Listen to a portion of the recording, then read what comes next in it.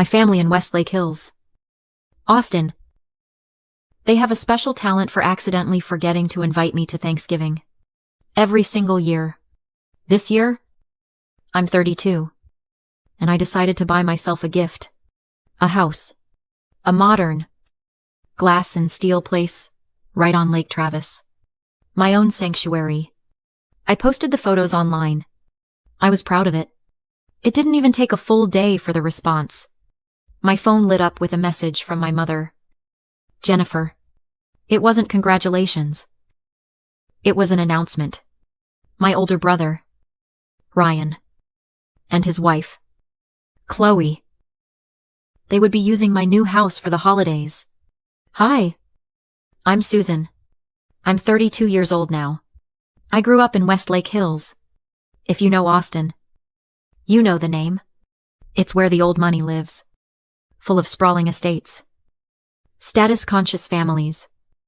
And a quiet, suffocating pressure to be perfect.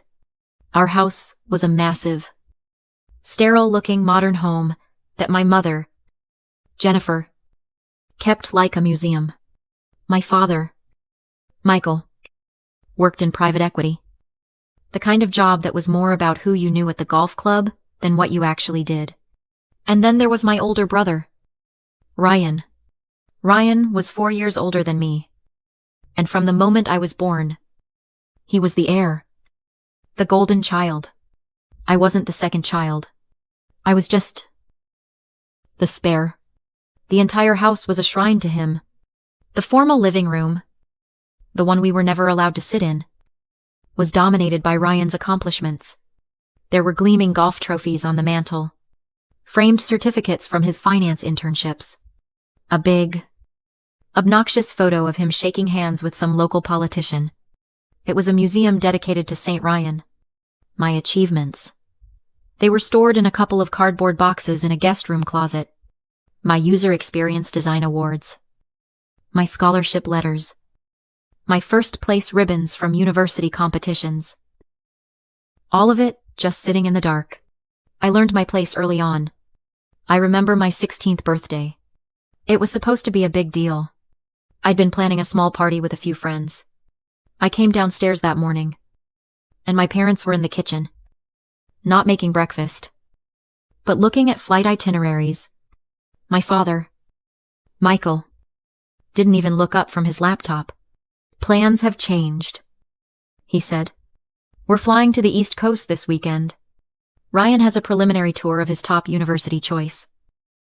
But it's my birthday on Saturday, I said.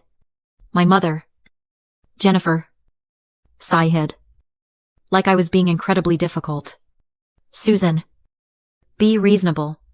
This is about your brother's future. You can have a party anytime. They left that Friday. I spent my 16th birthday at home. Alone. Eating takeout. They never did reschedule the party. But that wasn't even the worst of it.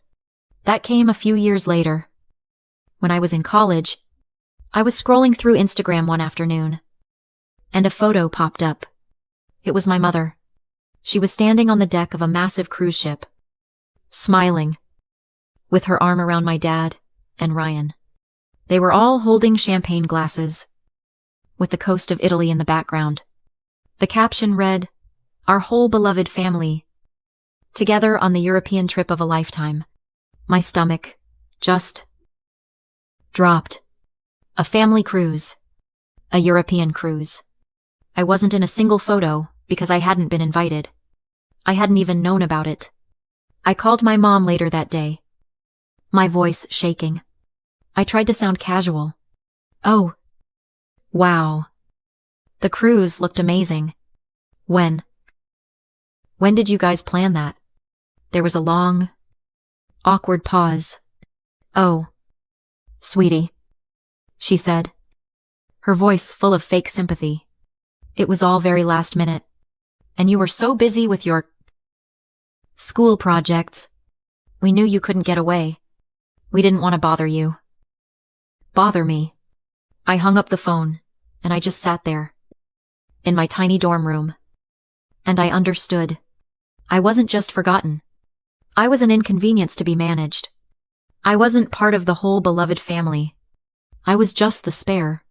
But the incident that I'll never, ever forget, the one that really sums it all up, happened at Thanksgiving when I was 22. I was home from college, and Ryan had just gotten some big promotion at his first finance job. My father, Michael, made a huge speech at the dinner table. He brought out a wooden crate of vintage wine. Something incredibly expensive. "This is for you, Ryan," he said, "to celebrate a man who knows how to build a legacy." Ryan just nodded, like he expected it. Then my mother, Jennifer, turned to me. She was holding a single, unchilled bottle of cheap white wine. The label was one I'd seen at the grocery store for about $6. "Oh, and Susan," she said, handing it to me across the table. "Your aunt dropped this off last week. But I don't drink this kind. You can have it. A re-gift." She gave me a $6 re-gifted bottle of wine. Right after, my brother was handed a case of vintage wine for building a legacy. I just stared at the bottle. I felt the heat rise in my face. I looked around the table. My dad was already deep in conversation with Ryan about stock options. No one noticed. No one cared. It took me years to understand that this wasn't just them being mean. It was a system. I was reading an article about narcissistic family structures one night, and it all just clicked. It's called the golden child and scapegoat dynamic. The family needs one child. The golden child, that was Ryan, to project all their hopes and successes onto. He is the symbol of their perfection. But to maintain that, they also need another child. The scapegoat, that was me, to dump all of their failures, their frustrations, and their insecurities onto. It's not that they forgot me. It's that they needed me to be less than. They needed me to be the failure so Ryan could be the success. My accomplishments were a threat to their system. My very existence was just to make Ryan look better in comparison.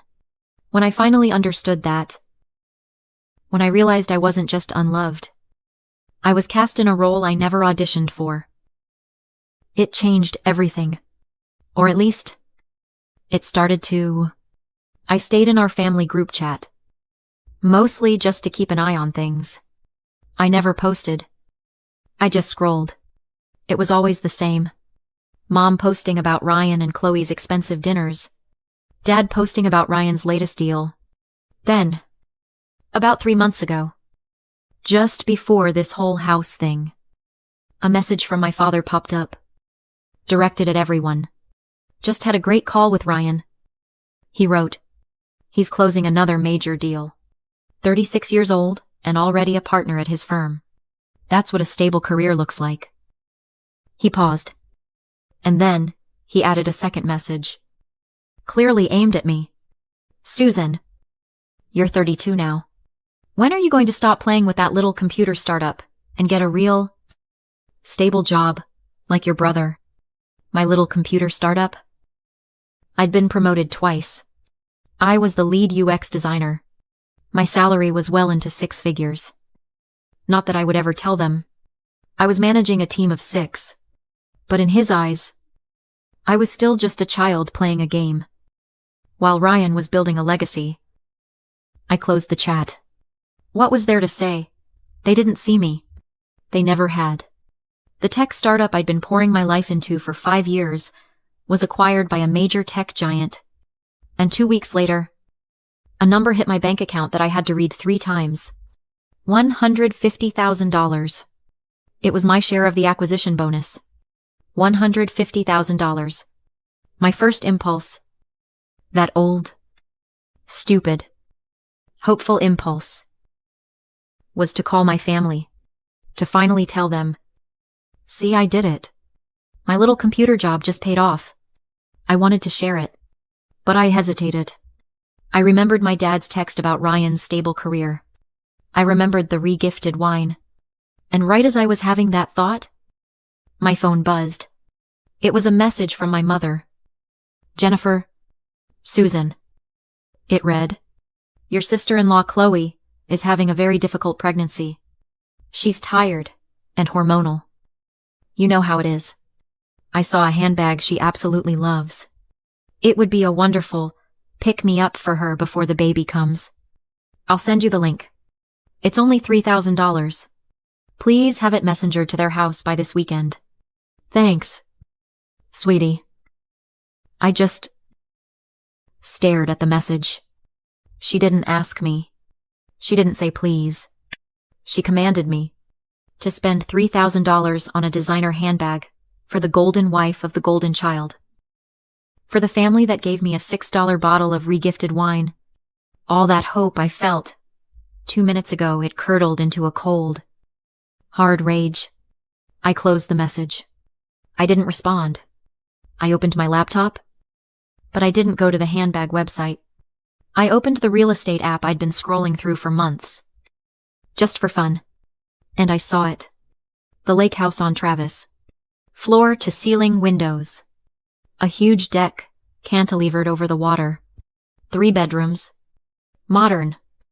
Clean. And quiet. It was $550,000.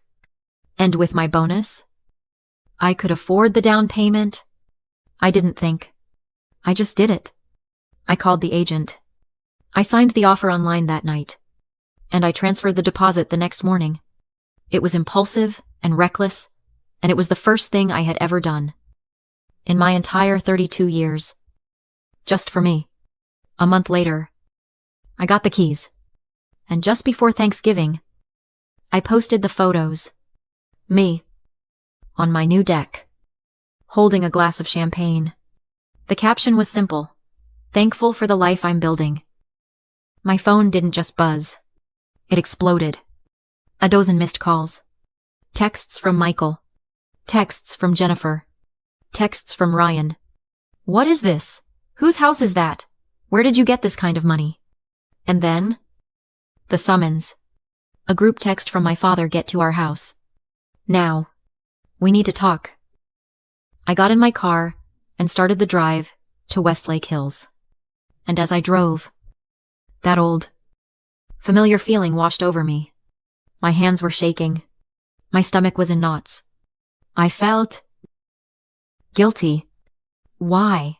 Why did I feel guilty? I was a 32-year-old woman. I just bought a house with my own money.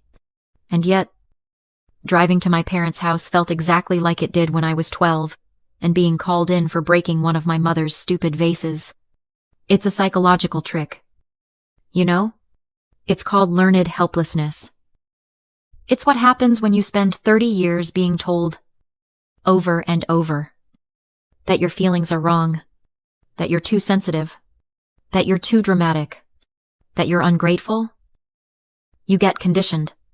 You're gaslit into believing that every conflict must be your fault. My heart was pounding, and I felt like a child. A part of me, even after all this, was still that little girl, just desperately wanting them to finally say, "Congratulations. We're proud of you." I parked in front of the massive, sterile house I grew up in. I took a deep breath. I had no idea that the little girl hoping for approval was about to die. I walked into the formal living room. It was exactly like I remembered: cold, gray, and feeling like no one actually lived there. And there they were, arranged on the expensive, uncomfortable sofas like a panel of judges. My father, Michael, sat in the center. My mother, Jennifer, was perched on the edge of her seat. And my brother, Ryan, was leaning back, arms crossed, looking bored. I sat in the single armchair across from them, the interrogation chair. Silence. Just a heavy, cold silence. My father, Michael, spoke first. His voice wasn't angry. It was worse. It was disappointed. Like I'd failed a major test. "Whose house is that?" "Susan." I kept my voice perfectly level. "It's mine." "Don't be ridiculous." Ryan chimed in from the couch. "You can't afford that." "Where did you get the money?" my father demanded. I looked at each of them. That little girl who wanted approval was gone. I just felt tired. I got it from my job. The little computer startup. You told me to quit? I explained it to them. Flatly. How I was the lead user experience designer. How my little company had just been acquired by a major tech corporation. And how my bonus was $150,000. The room went completely silent again. But this time, it was different. I watched their faces. I waited for a congratulations. Or wow. Susan. Or even just, we didn't know. Nothing. I watched as the anger on my father's face dissolved, and it was replaced by something else. A cold, hard calculation. He glanced at Ryan. Ryan looked at my mother. And then Ryan, the golden child, leaned forward. Chloe is pregnant, he said, as if this explained everything. That house? It's perfect. The lake view would be very calming for her. I just stared at him. What are you talking about? My mother, Jennifer, finally spoke. She smiled. But it was the plastic, brittle smile she used at her charity events. This is wonderful news. Susan, truly. She continued. Your father and I have been trying to figure out where to host Thanksgiving this year. Our friends are so eager to see a new property on the lake. Your house is the perfect solution. We'll host our party there. It will be a lovely way to show it off. I couldn't speak. Their party. To show it off. And, she went on, steamrolling ahead. Ryan is right. Chloe is having a very difficult time. Their house is so stressful right now, with the nursery renovations and the baby coming. They need a quiet place. I felt the blood drain from my face. I knew what was coming. It's settled, Jennifer announced, clapping her hands together softly. They'll use your house for a baby moon before the birth. And after, it will be their permanent weekend office. Ryan needs a quiet place to work. Away from a crying baby. It's perfect. She looked at me, still smiling, as if she had just given me a gift. After all, she added, her voice dripping with false logic. You're all alone in that big place. You don't need all that space. It just makes sense. They didn't ask. They didn't request. They announced it. They had sat there, listened to my greatest professional achievement, and in 30 seconds, had calculated exactly how to harvest it for the benefit of the golden child. My house, my sanctuary, had become Ryan's weekend office. I started laughing. Not a small laugh, a sharp, uncontrollable one that filled the cold, empty room. 32 years of silence finally cracked. They all stared. My mother's fake smile slipped. What's so funny? Ryan snapped. You, I said, voice cooling. All of you. This little plan. I stood. Help each other. Like when you left me home on my 16th birthday to take Ryan on a college tour. Or that family cruise you forgot to invite me to. Maybe when you gave him vintage wine and handed me a $6 re-gift. Silence. My mother looked horrified. My father furious. Ryan annoyed. You don't know me, I said. You've never even asked. My father rose. That's enough. If you leave, you're cutting ties with this family. I stopped at the door. You cut ties years ago. You just never looked. I left, and for the first time, I didn't look back. I blocked them all. And in the quiet, I realized family isn't a noun, it's a verb. It's something you do see. Support. Show up. If they don't, they're just people you used to know. That Thanksgiving, I hosted my own. No mansion. No pretense, just my lake house. Friends? My mentor. And Grandma Evelyn. Laughter. Food. Music. Real warmth. I posted a photo. My chosen family. Mom commented. Nice to see you forgot who raised you. I deleted it and went back to laughing. Later, Evelyn told me she'd defended me. Then she handed me her will, everything left to me. So you could build a life they can't touch, she said. Months later, my parents showed up at my work, begging for my house. No, I said. This is the last time. I warned them never to contact me again, and they didn't. A year later, I'm home by the lake. Grandma beside me. The sunset gold on the water. We open that cheap bottle of wine Mom once gave me. To building your own legacy, she says. To seeing each other. I reply. The wine is awful. And we laugh until the sound dances across the water. People ask if I miss my